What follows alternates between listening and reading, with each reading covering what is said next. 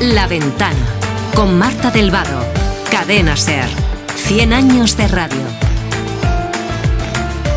Los olvidados, los que retumban en la memoria, los perseguidos, de anochecida en mitad del cerro, los exiliados, los que jamás volvieron a ver correr a sus hijos. Las olvidadas, las que escondían pan en el mimbre, las perseguidas y señaladas en todo el pueblo, las exiliadas, las que jamás volvieron a ver correr a sus hijas. No olvidaré, para que haya servido de algo tanto desvelo, para que no se pierda el poema bajo el sombrero. No olvidaré, para poder hablarle a mis hijos de los abuelos, para que un día al fin descansen justos los huesos. No olvidaré a las maestras que tanto hicieron. ¿Qué tal? Buenas tardes. Abrimos la ventana de este jueves 18 de julio y tomamos café con Matías Vallés desde Radio Mallorca. Matías, buenas tardes. Buenas tardes, Marta. Con Patricia Simón, que está en Radio Barcelona. Patricia, hola. Hola, ¿qué tal? Dice el diccionario que efeméride es un acontecimiento notable que se recuerda en cualquier aniversario de este acontecimiento. Y una efeméride pues, nos puede servir para celebrar, para conmemorar, para recordar algo que ha ocurrido, o puede pasar sin más, en silencio, hasta que se olvide. El 18 de julio es una de esas fechas que se quedan grabadas en la memoria colectiva de una sociedad porque un golpe de Estado contra un gobierno democrático que desató una guerra civil durante 3 años y una dictadura durante 40 es lo suficientemente trágico, grave, importante como para que se recuerde. Y más aún, si cabe, si ese golpe de Estado se llevó a algún familiar tuyo. Rosa de Sancha, buenas tardes. Hola, buenas tardes, Marta. Rosa, su abuelo, Manuel de Sancha, era comandante de la Marina en San Fernando, en Cádiz, y cuando los insurgentes iniciaron la sublevación, en esa noche del 17 al 18 de julio en Melilla, le ordenaron sacar las tropas a la calle, y él se opuso. Por negarse, por oponerse, le detuvieron y 2 meses después lo fusilaron. Manuel de Sancha estaba considerado como el primer militar que se opuso al golpe en la península y hace tan solo unos días pudisteis confirmar que los restos encontrados en una fosa común eran los suyos. Cierto. Hace muy pocos días, el día de la victoria de España con Francia. O sea, mientras casi toda España estaba viendo la Eurocopa, vosotros estabais sí. A otra cosa, ¿no? Mucha más importante. Bueno, no, es que llegaron los resultados del test genético, ese por correo. Y entonces sí, es cierto, mi abuelo era de infantería de marina, era el que estaba de comandante en jefe y fue nombrado por la República comandante en jefe, porque él era comandante, digamos, en San Fernando, pues 3 días antes prácticamente, porque el otro comandante que estaba de jefe lo destituyeron porque era golpista, ¿vale? Y bueno, claro, a él le mandaron sacar las tropas a la calle, es cierto, el día 18. Entonces, ante un hecho tan grave, mi abuelo dijo que esas órdenes por escrito. Y no se las dieron por escrito, evidentemente, con lo que las tropas no las sacó a la calle. Él luego la sacó otro, al que habían destituido precisamente. Yeah. Y cuando su abuelo fue fusilado el 28 de agosto, le permitieron, supongo que un poco bajo mano dado las circunstancias, un funeral religioso. ¿Era religioso su abuelo? ¿Era católico? No se permitió nada. Mi abuelo era religioso, sí. Él era monárquico, era su ideología política y era un militar de la República, porque los militares tienen que estar al orden del gobierno que les nombra. Igual que ahora, exactamente igual, democrático. Pero él no era republicano, digamos, era monárquico. Sí. Y no se le permitió nada, absolutamente nada. Mi abuelo fue fusilado, no solamente él, sino muchos jefes y oficiales, ese día fueron 12, y nada, pues lo fusilaron y ahí no hubo ni juicio, ni absolutamente nada de nada. Rosa, ¿ustedes siempre supieron dónde estaba enterrado? ¿En el cementerio de San Fernando? Siempre. Llevamos con Siempre. una ley de la memoria histórica desde el gobierno de Zapatero y una ley de la memoria democrática desde el 2022. ¿Cómo ha sido todo ese proceso que ustedes han mantenido durante años para conseguir recuperar sus restos y además demostrar que eran los de su abuelo, ¿no?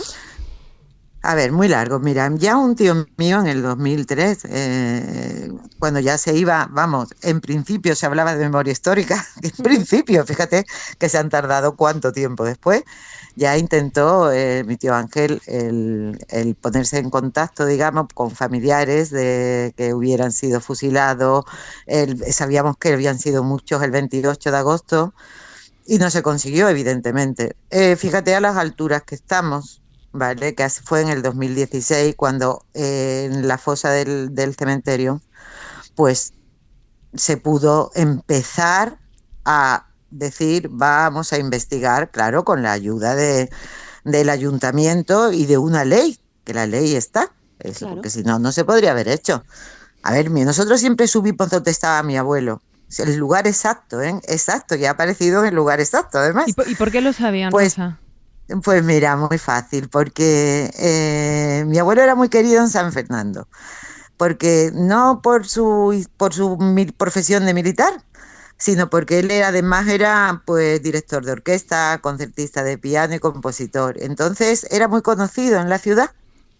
Entonces cuando lo fusilaron, a la mañana siguiente, o sea, fue el 28 de agosto a las 2 de la mañana, pues por la mañana del 28 de agosto ya fueron familiares porque sabía lo que había ocurrido y el sepulturero ya le informó que lo habían envuelto en una manta por si alguna vez se podían recuperar esos restos. Evidentemente la información no la teníamos de los que lo habían fusilado, claro, sino de la otra parte. Y por eso sabemos el lugar exacto y lo sabíamos, o sea, pero toda la familia, hijos, que ya no queda ninguno vivo, y nietos que se le transmitió a todos. Entonces el lugar clavado. Y sin embargo, Rosa, una vez exhumado ahora finalmente, después de tantos años y tantas vicisitudes, su abuelo, hay una identificación, vamos a decir, errónea o incompleta y les dicen por los huesos que no es su abuelo y luego a través del diente llega esta comunicación del domingo pasado. Es que esto no había visto yo en ningún caso, no sabía que había esta posibilidad de este doble... A ver, bueno, es que esta posibilidad se ha conseguido solamente porque AMEDE, que es la Asociación para la Memoria Histórica de aquí de San Fernando, hace identificaciones presuntivas, que quiere decir que hago un estudio, que es complicado, de la talla, de la edad,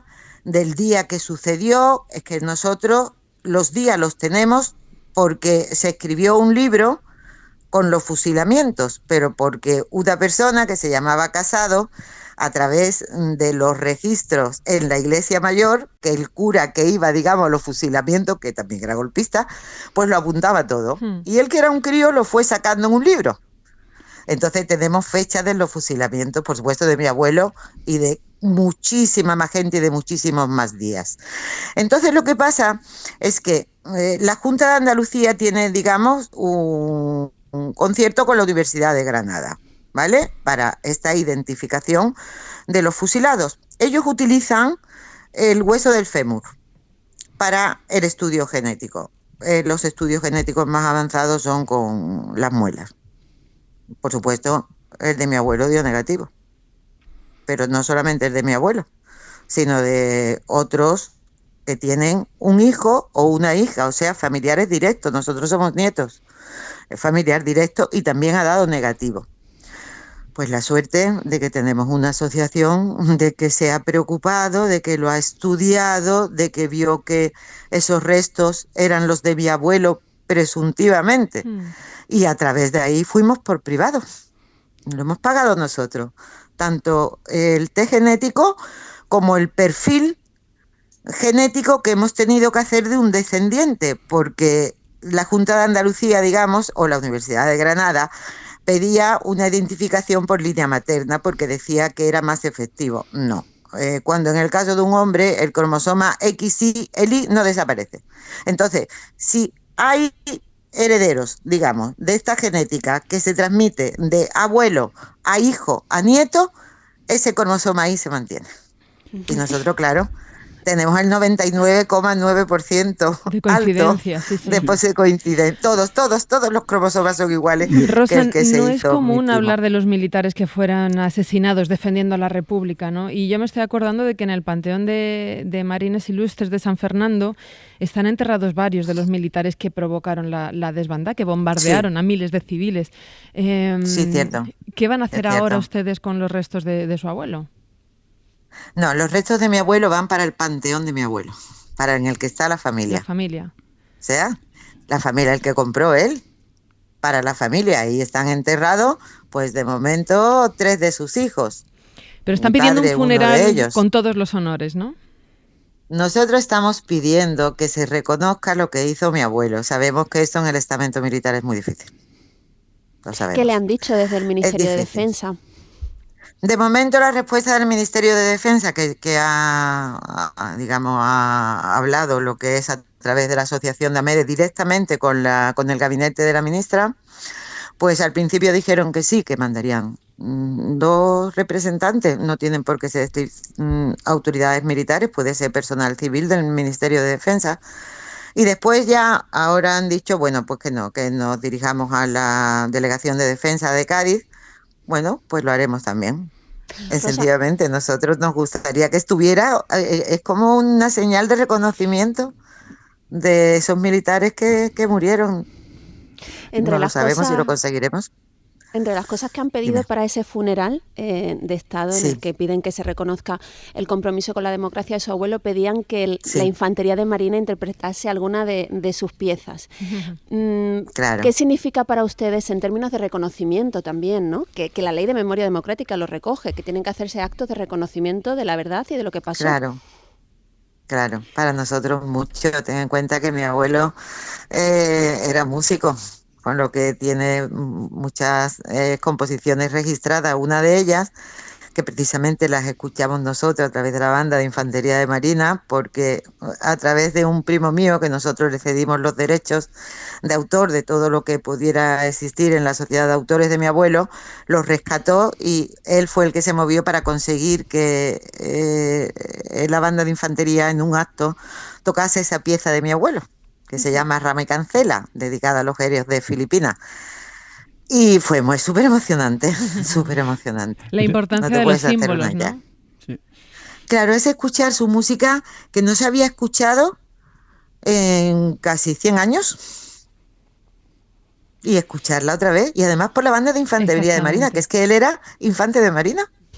De todas formas, suena un poco Entonces, muy extraño. emocionante. Suena un poco extraño que 90 años después, su abuelo, que además usted lo ha definido como monárquico y fiel al gobierno constitucional, es decir, que cumplió estrictamente con sus deberes militares, Totalmente. tenga Sí. problemas para recibir un reconocimiento del Ministerio de Defensa. Es decir, incluso quienes creen que hay 2 memorias históricas, que una recibió cumplido el Totalmente. reconocimiento después de la guerra, Mm.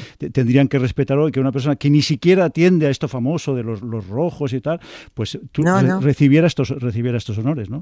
Ustedes, ¿cómo Porque ha sido el Defensa trato con el mueve muy gobierno? lento. Vale. Sí, sí. No se posiciona. A ver, para mí mover lento es que, por ejemplo, esto para una persona civil, por ejemplo, aquí en San Fernando, el alcalde Cayetano Roldán y todos sus concejales también fueron fusilados, ¿vale? Eran civiles. Por supuesto que no hubo ningún problema, porque además tenían todo el derecho para que tuvieran ese reconocimiento por parte de la sociedad civil, y lo tuvo en el ayuntamiento. Tuvo su entierro y tuvo su bandón de mando. Él y los concejales, que se localizaron 2, y te digo lo mismo, por privado también, ¿eh? Es que aquí no me ha cabido 3 identificaciones por la Junta de Andalucía, 3 por la Universidad de Granada. Entonces, parece que es muy fácil cuando se ve eso en el estamento civil, y cuando es en el estamento militar, ese posicionamiento, que es lo que yo no entiendo, porque es difícil. No lo entiendo, porque mi Además, abuelo era como un militar de hoy día. O sea, Sí, sí. fiel al gobierno establecido democrático. Es que es lo que era él. Además sería una forma de hacer pedagogía, quiero decir que... Es lo que iba a decir, Total, Rosa, claro. que yo supongo que la historia de su abuelo les ha llegado pues a través de la familia, lo que dice que era muy popular dentro de la comunidad, porque era una persona muy querida, y yo estoy segura que a sus hijos, a sus sobrinos, también les han transmitido, les han contado quién era su abuelo y lo que hizo. Por eso me ha llamado tanto la atención hace unos días un artículo que publicaba Jacinto Antón en El País, por esto de la pedagogía, digo, que se titula Al holocausto en familia, ¿cómo hacer para que tus hijos detesten a los nazis? Y ese artículo empieza así.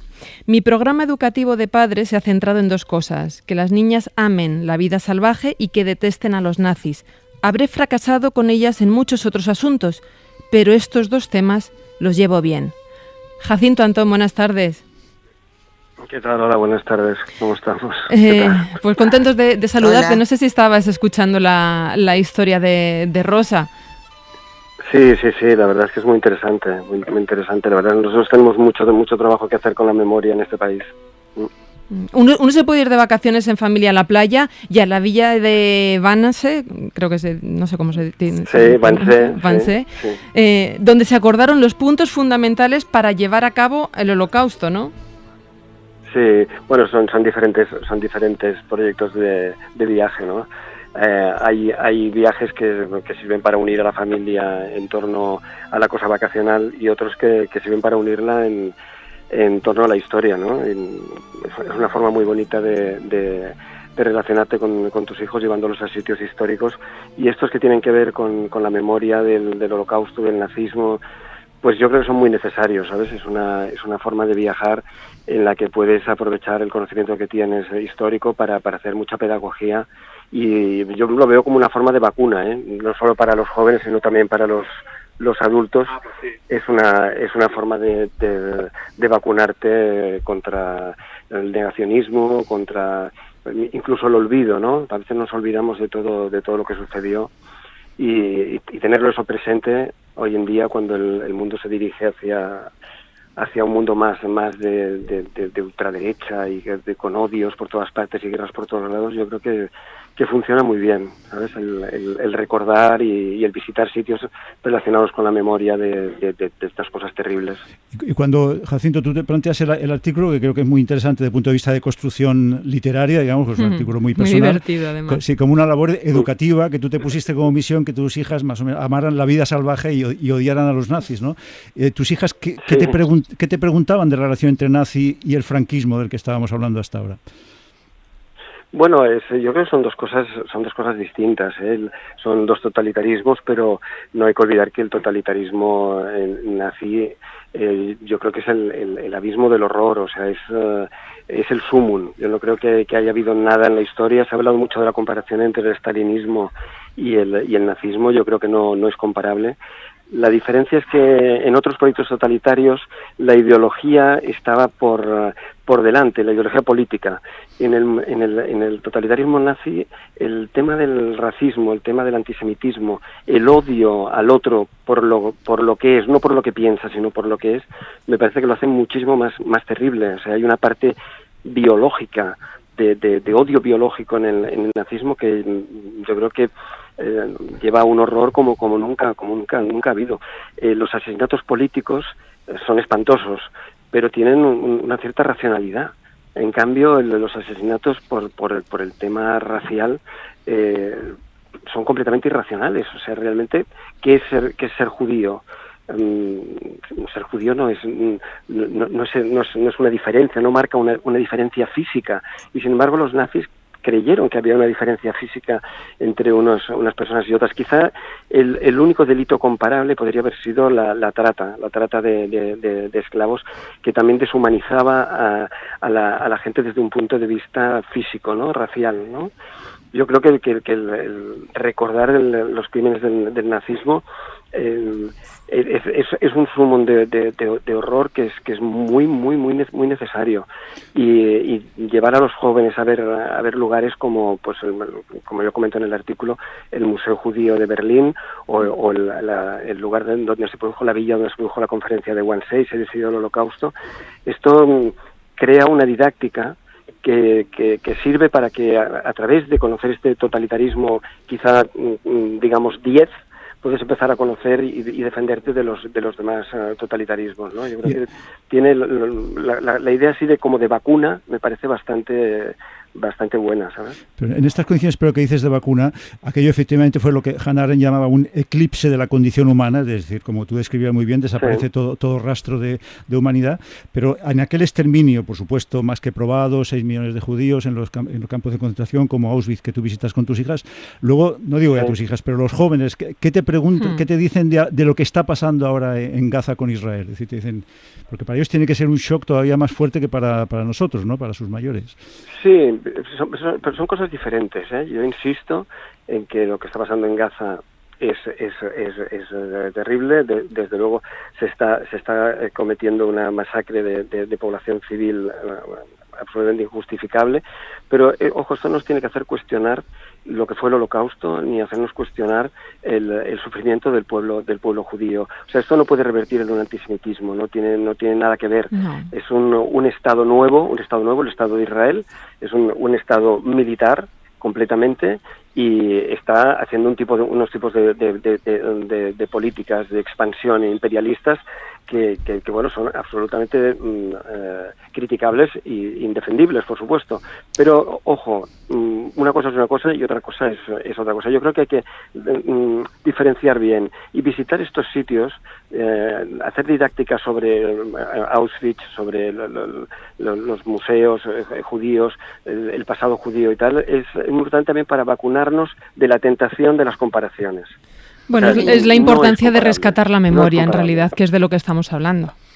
Absolutamente. Yo creo que no desmerece nada a las víctimas palestinas. No. El hecho de tener una conciencia absolutamente crítica con respecto al Holocausto. O sea, el pueblo judío sufrió en su momento, en este momento está sufriendo el pueblo palestino, pero no es